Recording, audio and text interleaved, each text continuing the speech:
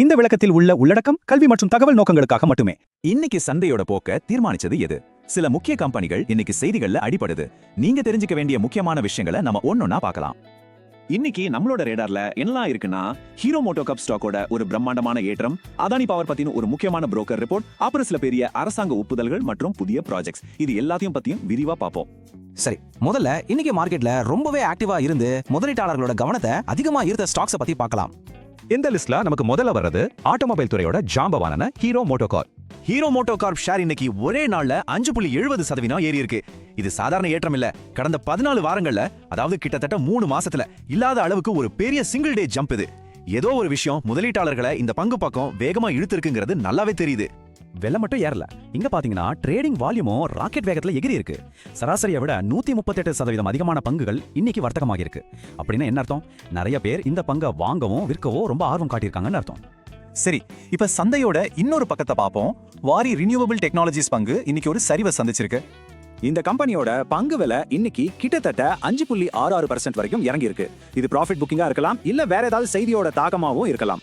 அடுத்து ஒரு முக்கியமான புரோக்கரேஜ் ரிப்போர்ட் பத்தி பார்க்கலாம். இந்த மாதிரி ரிப்போர்ட்ஸ் ரொம்ப முக்கியம். ஏன்னா பெரிய நிதி நிறுவனங்கள் ஒரு பங்கை எப்படி பாக்குதுன்னு நமக்கு ஒரு ஐடியா கிடைக்கும். இன்னைக்கு ரிப்போர்ட்டோட ஸ்டார் யாருன்னா அது அதானி பவர் தான். ஓகே, நியூஸ் இதுதான். உலக அளவுல பெரிய நிறுவனமான மார்கன் ஸ்டான்லி அதானி பவர் மேல தங்களோட ஓவர் வெயிட் ரேட்டிங்கை மெயின்டைன் பண்றத சொல்லிருக்காங்க.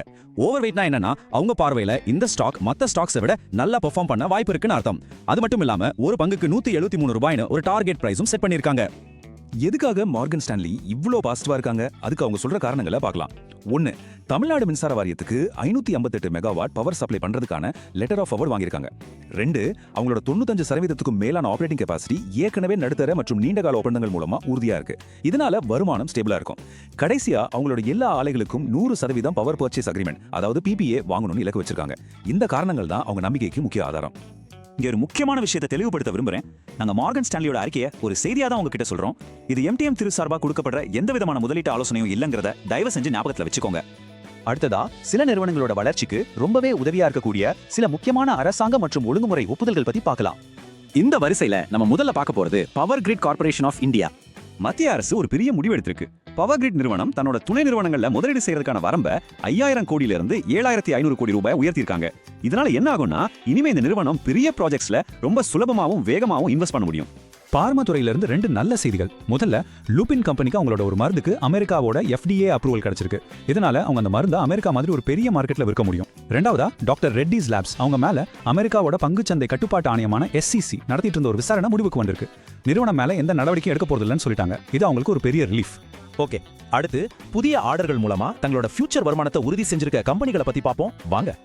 இன்ஜினியரிங் துறையோட ஜாம்பவானான L&T அடுத்தடுத்து பல புதிய ஆர்டர்களை வாங்கியிருக்காங்க. இந்தியாக்குள்ள மேற்கு வங்கத்துல 2 பெரிய சப்ஸ்டேஷன் அமைக்கிற ஆர்டர் கிடைச்சிருக்கு. அதே மாதிரி இன்டர்நேஷனல் லெவல்ல மிடில் ஈஸ்ட்ல 3 நாடுகள்ல 5 சப்ஸ்டேஷன்ஸ் மற்றும் 250 கிலோமீட்டருக்கும் அதிகமான டிரான்ஸ்மிஷன் லைன்கள் அமைக்கிற பெரிய ஆர்டர்ஸையும் கைப்பற்றியிருக்காங்க.